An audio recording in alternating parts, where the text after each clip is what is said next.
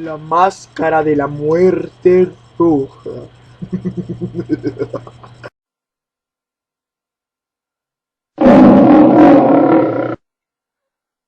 Hace ya algún tiempo que la muerte roja asolaba el país. Nunca se tuvo noticias de ninguna epidemia tan mortal o espantosa. La sangre era su vicisitud y su sello la rojez y el horror de la sangre. Se sufrían insoportables dolores. Era rigidez repentina. Se emanaba sangre abundantemente por los poros y sobrevenía rápida la muerte. La aparición de unas manchas de color escarlata en todo el cuerpo y especialmente en la faz de la víctima era el fatal anuncio de la peste que aislaba el infeliz de todo socorro y simpatía de su prójimo y todo el proceso del mal desde el primer síntoma hasta su desarrollo y fatal final duraba escasamente media hora. Pero el príncipe próspero era dichoso, audaz y astuto. Cuando sus dominios quedaron despoblados en la proporción de la mitad de habitantes, llamó a su presencia a 1 millar de amigos, robustos y alegres, entre los caballeros y damas de la corte, y en compañía de ellos se retiró al profundo encierro, a la rigurosa clausura de una de sus abadías encastelladas. Era un edificio magnífico, extenso, creación de excéntrico y majestuoso gusto de un príncipe. Era rodeado por una fuerte y alta muralla, provista de puertas de hierro. En cuanto hubieron entrado los cortesanos, llevaron junto a aquellas puertas hornos y macizos martillos y soldaron las cerraduras. Resolvieron condenar todos los medios de salida y de entrada para evitar los repentinos impulsos de desesperación o de frenesí desde el interior. La abadía estaba abundantemente provista. Con tales previsiones, los cortesanos pedían desafiar el contagio. El mundo exterior tendría ya que cuidarse de sí mismo. Mientras tanto, habría sido locura lamentarse o reflexionar siquiera. El príncipe había dispuesto todo lo necesario para el placer. Había bufones, improvisadores, bailarines, músicos, belleza y vino. Todo eso, y además la seguridad de aquel refugio. Fuera estaba la muerte roja. Al finalizar el quinto o sexto mes de aquel encierro, y en tanto que la peste hacía horribles estragos en el exterior, el príncipe próspero ofrecía a su millar de amigos un baile de máscaras con esplendor nunca visto. Aquel baile de enmascarados prometía una escena voluptuosa. Mas antes, permitidme que os hable de los salones en los que se celebrará. Eran 7 y formaban una sucesión o serie de estancias imperiales. En muchos palacios, esta serie de salones de ceremonia suele estar dispuesta en línea recta, de manera que cuando los cortinajes están descorridos, apenas hay algo que impida la vista de un extremo a otro. Pero en este lugar, el caso era distinto. ¿Cómo podía esperarse de la afición del duque hacia lo extraordinario? Las reales estancias se hallaron de tal manera dispuestas que la visión no podía abarcar a más de una a un tiempo. A distancia de 20 o 30 metros se formaba un ángulo y cada uno de ellos ofrecía un nuevo efecto. A la derecha e izquierda, en el centro de cada muro, una alta y estrecha ventana gótica daba a un cerrado pasadizo que seguía las sinuosidades de la serie de salones. Aquellas ventanas estaban provistas de vidrios de colores que armonizaban con el tono general del decorado de la estancia en que se encontraba la sala del extremo oriente, por ejemplo. Tenía las paredes tapizadas de azul y el tono de vidrios de sus ventanas era también azul. La próxima era de color púrpura en sus adornos y tapices, y ahí los vidrios de las ventanas tenían también el tono purpúreo. La tercera sala era verde y de igual tono de las ventanas. Los muebles, adornos e iluminación de la cuarta eran de color naranja. En la quinta dominaba el blanco y en la sexta todo era de negro, que colgaba desde el techo del suelo, formando amplios pliegues sobre la alfombra del mismo material y color.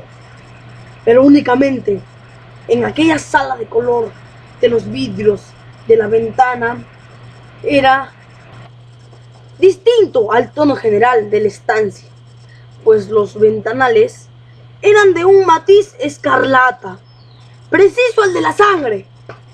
Ténganse en consideración que en ninguna de las 7 salas había lámparas o candelabros.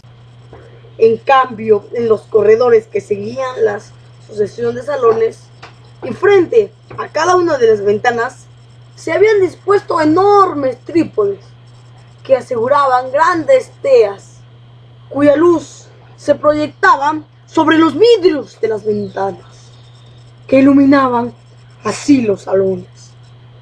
Naturalmente, eso producía una serie de extraños y fantásticos efectos.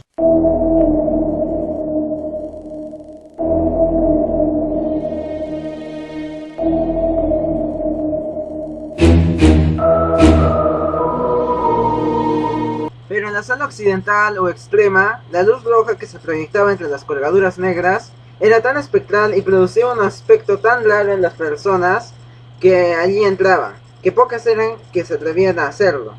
En aquella sala también, y adosado a la pared occidental, se veía un gigantesco reloj de ébano. Su péndula oscilaba de un lado a otro, con un apagado y monótono ruido. Y cuando el minutero había completado la hora a la esfera y se disponía el mecanismo a dar la hora, surgía de los broncíneos pulmones del reloj un sonido claro, fuerte, profundo y en extremo musical, aunque de una nota tan enfática que cada hora los músicos de la orquesta se veían obligados a interrumpir momentáneamente en su tarea para oír aquellas campanadas. Y así los valsistas habían de cesar a la fuerza en sus evoluciones, y se creaba un leve desconcierto en aquella festiva reunión. Además, se observaba que mientras se oían las campanadas del reloj, los más atrevidos palidecían, y los más ancianos y apacibles se pasaban las manos por la frente, entregándose momentáneamente a la reflexión y a la meditación. Pero, cuando ya se habían apagado los ecos, surgía una alegre carcajada entre los invitados. Se miraban los músicos y sonreían, como burlándose de su propia nerviosidad y confusión, y hacían votos, en voz baja, de que a la próxima hora las campanadas del reloj no les causarían la misma emoción. Mas, en cuando, habían transcurrido otros 60 minutos, que contienen 3600 segundos del tiempo que vuela. Volvía a sonar el reloj, y nuevamente reinaba el mismo desconcierto, igual temblor, y a la misma meditación que antes. Pero, a pesar de todo eso, era una fiesta alegre y magnífica. Los gustos del duque eran muy especiales, tenían muy bien acierto para los colores y los efectos. Desdeñaba el decorado impuesto por las modas. Sus planes eran atrevidos y grandiosos, y en sus concepciones brillaba el esplendor más bárbaro y magnífico, hasta el punto de que muchos le hubiesen creído loco, pero los que componían su séquito sabían bien que no lo estaba, y era necesario oírle, verle y tocarle para convencerse de su buen juicio. En gran parte había dirigido la instalación de los adornos, móviles de las 7 salas, con ocasión de aquella gran fiesta, y su propio gusto personal y director había dado carácter a las máscaras. Todas ellas eran grotescas. Había allí mucho resplandor, mucha ironía y algo fantasmal. Según se había visto más tarde en Hernani, habría figuras arabescas, con miembros inapropiados y adornos chocantes. Se veían delirantes fantasías, como propias de los locos. Había muchas cosas hermosas, otras extravagantes y lascivas. Algunas raras, otras terribles, y a unas pocas eran capaces de excitar la repugnancia. Por los 7 salones circulaban aquellas máscaras, constituyendo una multitud de ensueños, y estos parecían retorcerse por aquellas estancias, tiñéndose con los colores de las diversas salas, y haciendo de modo que la extraña música de la orquesta adquiriese la apariencia de ser el eco de sus propios pasos. Nuevamente resonó la hora en el reloj de ébano que se hallaba en la sala tapizada de terciopelo. Entonces, por un momento, todo permaneció tranquilo y silencioso, excepción hecha de la voz del reloj. A distancias de 20 o 30 metros se formaba un ángulo, y cada uno de ellos ofrecía un nuevo efecto. A la derecha e izquierda, en el centro de cada muro, una alta y estrecha ventana gótica daba a un cerrado pasadizo que seguía las sinuosidades de la serie de salones. Aquellas ventanas estaban provistas de vidrios de colores que armonizaban con el tono general del decorado de la estancia en que se encontraba. La sala del extremo oriente, por ejemplo, tenía las paredes tapizadas de azul, y el tono de vidrios de sus ventanas era también azul. La próxima era de color púrpura en sus adornos y tapices, y ahí los vidrios de las ventanas tenían también el tono purpúreo. La tercera sala era verde y de igual tono de las ventanas. Los muebles, adornos e iluminación de la cuarta eran de color naranja. En la quinta dominaba el blanco, y en la sexta todo era de negro, que colgaba desde el techo del suelo, formando amplios pliegues sobre la alfombra del mismo material y color. Pero únicamente en aquella sala de color de los vidrios de la ventana era distinto al tono general de la estancia, pues los ventanales eran de un matiz escarlata, preciso al de la sangre. Téngase en consideración que en ninguna de las 7 salas había lámparas o candelabros. En cambio, en los corredores que seguían la sucesión de salones, y frente a cada una de las ventanas, se habían dispuesto enormes trípodes que aseguraban grandes teas, cuya luz se proyectaba sobre los vidrios de las ventanas, que iluminaban así los salones. Naturalmente, eso producía una serie de extraños y fantásticos efectos.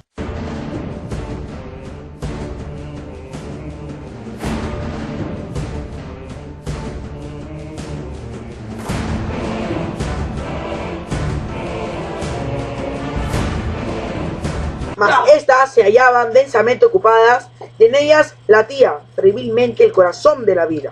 La fiesta continuaba con los movimientos giratorios de la que bailaba, hasta que por fin empezaron las campanadas de la medianoche en el reloj. Entonces cesó la música, según ya he dicho. Se interrumpieron las evoluciones de las balsistas, y hubo una desagradable quietud en todas las cosas corno antes ocurriera.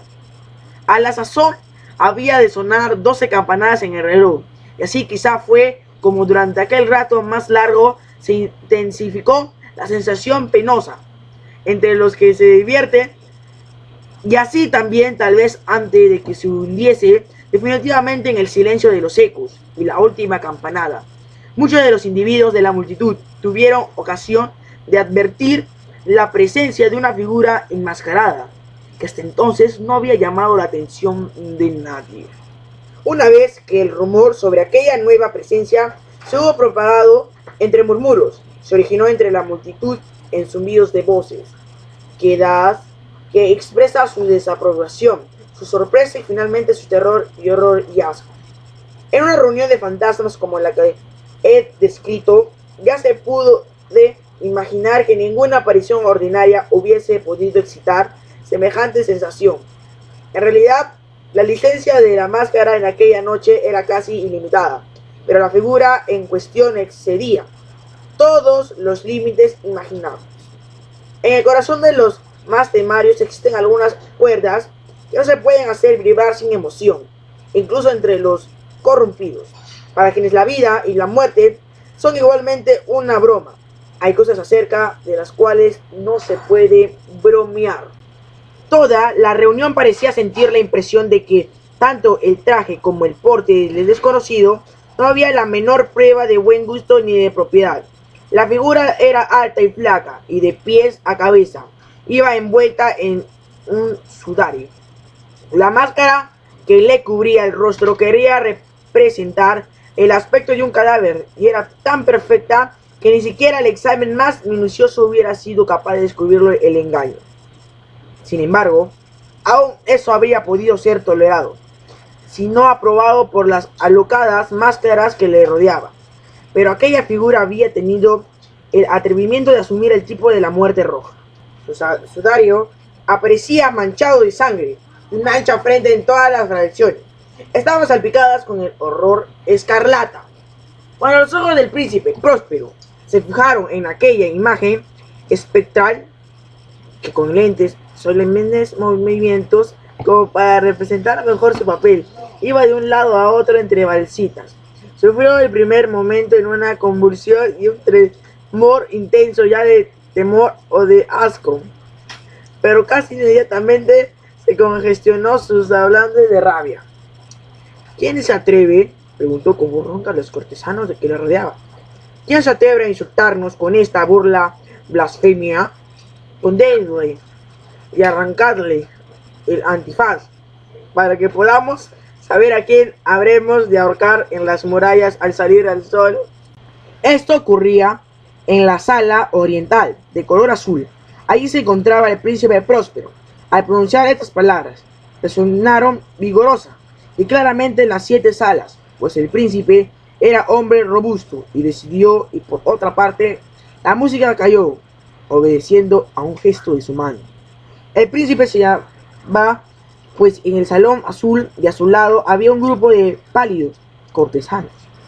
Al principio, cuando habló, se originó en aquel grupo un leve movimiento en dirección al instrumento, que a la sazón estaba a corta distancia, pero luego, con paso majestuoso y audaz, se acercó al que acababa de hablar, más a causa de un miedo inexperable que la máscara había inspirado a todos los presentes. Ninguno se atrevió a extender la mano con el fin de apoderarse de él. Así pues, sin que nadie le molestase, pasó 1 metro de distancia de la persona del príncipe, y en tanto que la numerosa asamblea, con unánime impulso, abonaba los centros de las salas para guarecerse junto a las paredes, el fantasma continuó su marcha sin que nadie le impidiese el paso, avanzando con la misma solemnidad y dulzura que desde el primer instante llamó la atención de todos, y así pasó del salón azul al purpúreo, desde este al verde y luego al anaranjado, al blanco y al violeta, antes de que alguien con decisión hiciese un movimiento para detenerle. Entonces fue cuando el príncipe Próspero, loco de rabia y de vergüenza por su momentánea cobardía, atravesó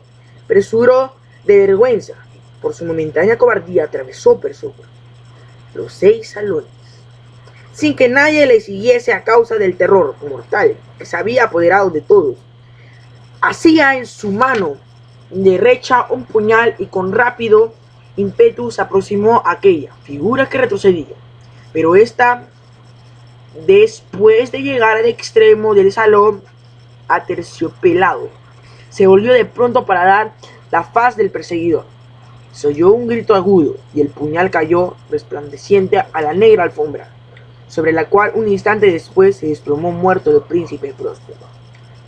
Animados por el furor de la desesperación, muchos de los cortesanos se arrojaron al salón negro, y al ver a la máscara, cuya alta figura estaba erguida e inmóvil a la sombra del reloj de Evan, se quedaron atónitos y presa de horror indefinible, pues podía observar de cerca el aspecto de aquella máscara. Luego, al arrojarse sobre ella con extraordinaria violencia, vieron que no contenía ninguna forma tangible. Entonces se reconoció la presencia de la muerte roja. Había presentado como en plena noche, y uno cayeron los cortesanos a lo de la habitación sangrienta iluminada y murieron de desesperados postura de su caída. La vida del reloj de Evan se apagó al mismo tiempo que moría el último de los que componía la alegre reunión. Explicaron las llamas de los trípodes y la oscuridad, la descomposición y la muerte roja. Ejercieron su ilimitable dominio sobre aquella mansión.